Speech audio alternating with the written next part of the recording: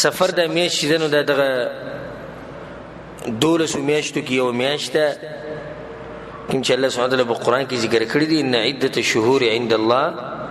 12 شهرا في كتاب الله 12 میاشت دي نو محرم پس کوم میاشت راځي سفر او سفر ته سفر بدی ویل کیږي لاسفار مکه من اهلها مکه بدی ورځو کې خالی کېده غالبا د مکه ول چې دوی په سفرونو باندې نو مکه به خالی و بعض علماء دا سبب ذکر کوي په دې میاشت کې به جنگونه ډیر کېدو د عربو په منځ کې جنگونه به کېدو نو کم کسب وسره ملاو شو نو دا غنه به ټول سامان واغستو په جنگ کې تر دې چې هغه به صفرن خالی پاتې شو دا خپل سامان در سره به لاس وینځل دې په جنگ کې یو کس په بل باندې ضروري شي خو دا غنه سامان ټول سره ته لیکن نه دنه به اسلحه او سامان هر څه به واغستو نه هغه به هر سنه خالی شو نو دې دلته دې میشت څه ویل کېږي سفر دې میشت مبارکي په جاهلیت ورو کې دوه مرز وو اولنې مرز تقدیم او تاخير انما النسيء زياده في الكفر الله په قران کې دا خبره کړې چې غوی به د حرام میاشتې کمی عزت ول میاشتې سلور تابع مخکې کول ورسته کول بخپل مرزي او مقصد دا غوی به داوی وي مقصد دا دی چې په کال کې سلور میاشتې پوره کول غواړي بس نه دا سفر به د محرم په ځای کو او محرم به د سفر په ځای کو نیو ناروا کار خو بغوی دا کو دویم ناروا کار بغوی دا کو چې بدفعلی به نیو دی میاشتې پوری یا په دی میاش کې نو کله چې زمونږ پیغمبر صلی الله علیه وسلم راغی او الله ولدا شریعت ورکو نو هغه دا خبره واضح کړه په صحیح بخاری کې دا حدیث ته ابو هريره رضی الله عنه ما د رسول صلی الله علیه وسلم اوریدلی دي لا عدوى ولا طيره ولا هم ولا سفر په شریعت کې دا خبرې نشته لا عدوى یعنی جاهلیت ولا بداوی چې دا بیماری د یو نه بلته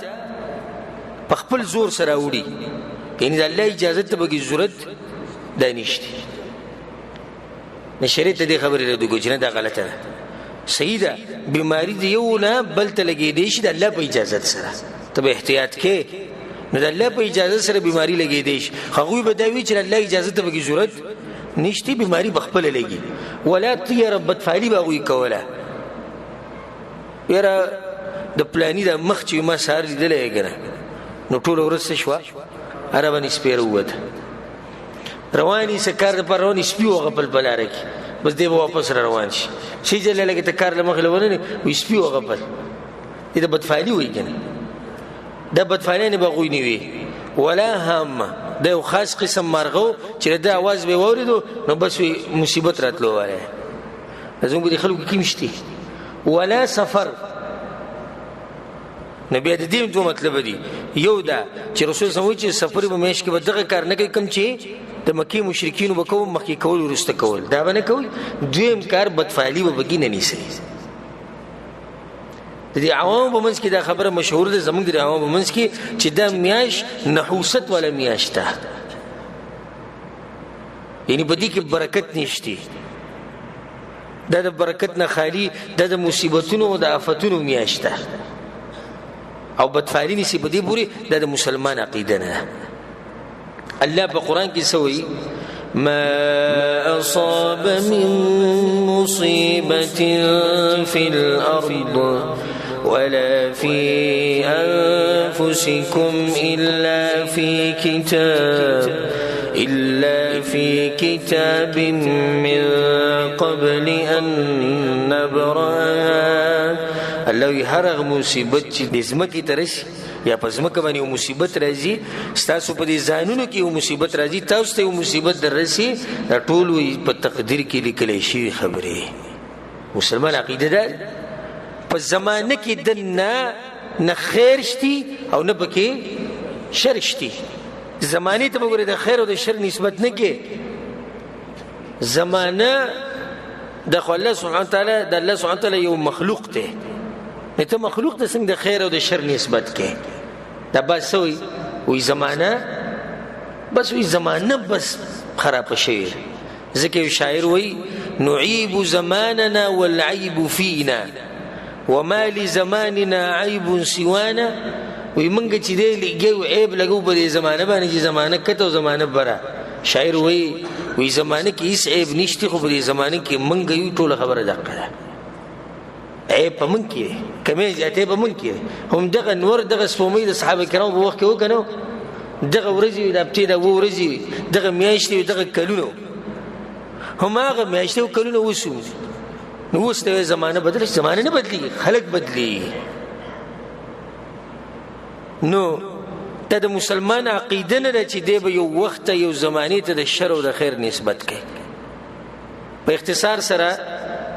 د دې بعض عوامو یو څو بدعات ته بیانوم چې هغه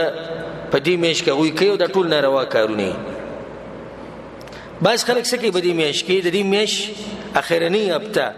او باغی کې د بوت ورځ په دې میش کې چې کوم سلورم هفته دغه د بوت ورځ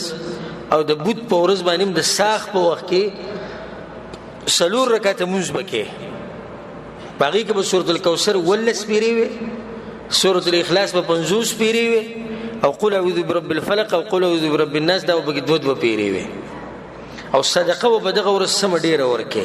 ولي وای ځکه چې د اخرنی بوت باندې په د اخرنی هفته کې 300 مصیبتونه راکوزي سو مصیبتونه 300 ټول په دغه ورځ راکوزي نو دې مصیبتونو د بچ کېدو طریقه هغه ده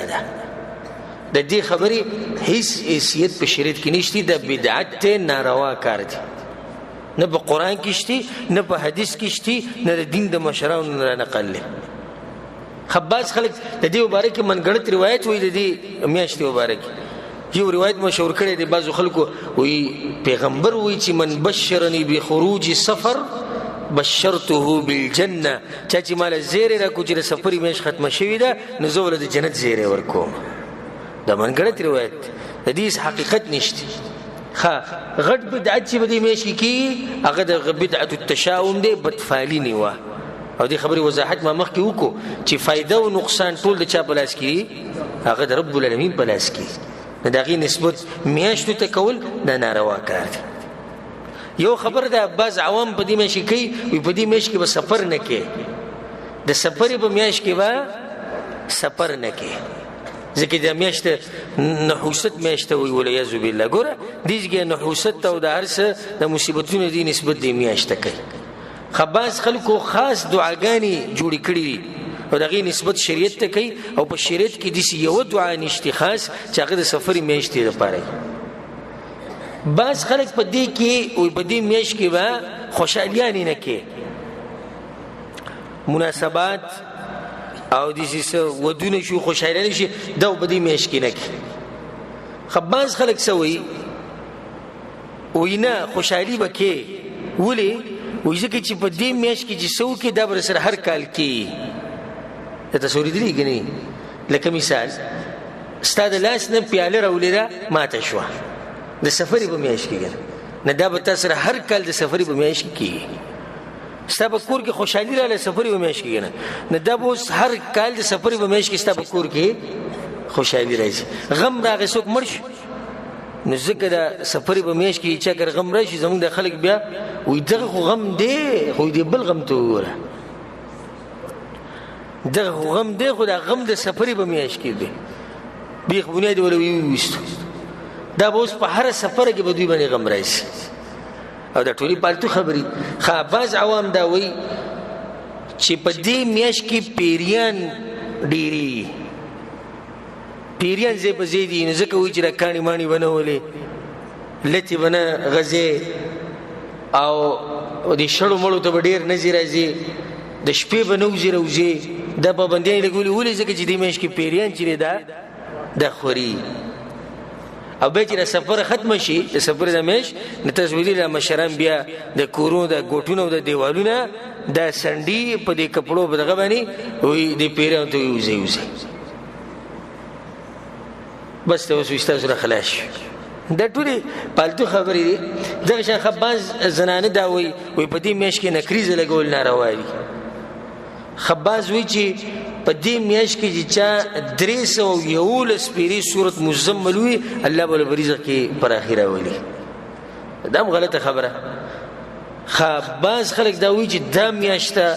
په مړو باندې ډیره سخته میاشت او دا بې سنده خبره. په مړو باندې ولیعوذ بالله چې جهنمي نو هره میاشت پې سخته ده. الله دې موږ ساتي. او چې جنتي نو هېڅ سختي پې نشته. چې ته وایې چې دا میاشت په مړو سخته ده نو بیا چې کوم جنتیان دي په هغوی هم سخته ده نو دا کمزوري خبره. خباز خلک دا 14 تاریخ ذکر کوي وایي په دې کې خاص ورځ دقه ده. دا مصیبتونه په 14 تاریخ راځي. دا به کې موږ اورېدلي دي بعضونه. او غالبا دا وایي کوم چې جاهلان عوام دي هغه وایي چې د مصیبتونه اخرنی هفته کې په دې اخرنی بوت ورځ چې کومه ده په دې کې څو مصیبتونه ملک صاحب مخکې یاد کړو 300 مصیبتونه به دغه ورځ راکوزي.